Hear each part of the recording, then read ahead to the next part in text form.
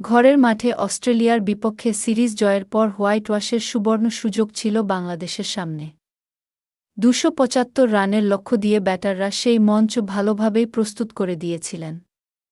বল হাতে চেষ্টার কমতি রাখেননি সিরিজে প্রথমবার দলে সুযোগ পাওয়া শরীফুল ইসলামও। ক্যারিয়ার সেরা বোলিংয়ে এই বাঁহাতি পেসার শিকার করেছেন ৬ উইকেট। তবে ওপেনার কুপার কনলির অসাধারণ সেঞ্চুরিতে শ্বাসরুদ্ধকর জয় নিয়ে ওয়ানডে সিরিজ শেষ করেছে অস্ট্রেলিয়া। আজ রোববার ১৪ জুন মিরপুর শের-ই-বাংলা জাতীয় ক্রিকেট স্টেডিয়ামে সিরিজের তৃতীয় ও শেষ ওয়ানডেতে বাংলাদেশকে ১ উইকেটে হারিয়েছে অস্ট্রেলিয়া। শুরুতে ব্যাট করে মোসাদ্দেক হোসেন সৈকত, তাওহিদ হৃদয় এবং লিটন দাসের ৫০তে নির্ধারিত ৫০ ওভার শেষে ৫ উইকেট হারিয়ে ২৭৪ রান করে বাংলাদেশ। জবাব দিতে নেমে কনলির ক্যারিয়ার সর্বোচ্চ ১৪৯ রানে ভর করে শেষ ওভারে জয়ের বন্দরে পৌঁছায় সফরকারীরা। গত ম্যাচে মাথায় বলের আঘাত পাওয়ায় এদিন নিয়মিত অধিনায়ক মেহেদী হাসান মিরাজকে বিশ্রাম দেয়া হয়। তার অনুপস্থিতিতে সহ-অধিনায়ক নাজমুল হোসেন শান্ত টস জিতে আগে ব্যাট করার সিদ্ধান্ত নেন। ব্যাটিংয়ে নেমে ইনিংসের শুরুটা অবশ্য বাংলাদেশের জন্য ছিল বেশ হতাশার। দলীয় ৬১ রানের মধ্যেই টপ অর্ডারের ৩ ব্যাটারের উইকেট হারায় টাইগাররা।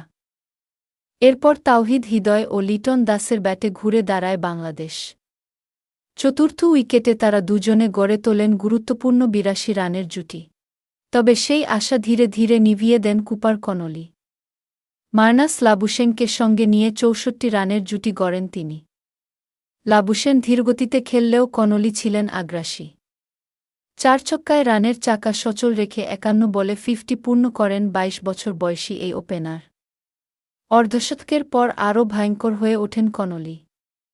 লাবুশেন ফিরলেও থামেননি তিনি।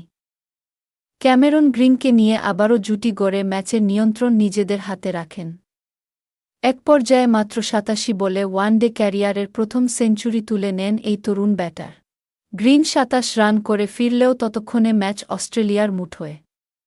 পরে পাকিস্তানের বিপক্ষে অভিষিক্ত ১৯ বছর বয়সী অলিভার পিকও ২৭ রানের কার্যকর ইনিংস খেলেন। শেষদিকে অবশ্য একাই লড়াই চালিয়ে যান শরীফুল। পরপর ২ বলে অলিভার পিক ও জাভিয়ার বার্টলেটকে ফিরিয়ে ওয়ানডে ক্যারিয়ারের প্রথম ফাইফারের দেখা পান তিনি। এরপর আরও একটি উইকেট নিয়ে ম্যাচে মোট ৬ উইকেট শিকার করেন বাঁহাতি এই পেসার। তবে শরীফুলের দুর্দান্ত বোলিংয়ের দিনে অন্য প্রান্ত থেকে প্রয়োজনীয় সমর্থন পাননি তিনি। ফলে ৪৯.৩ ওভারেই ৯ উইকেট হারিয়ে জয়ের বন্দরে পৌঁছে যায় অস্ট্রেলিয়া। বাংলাদেশের হয়ে শরীফুল ইসলাম একাই নেন ৬ উইকেট। এছাড়া তাসকিন আহমেদ, মোস্তাফিজুর রহমান ও শেখ মেহেদী হাসান একটি করে উইকেট শিকার করেন।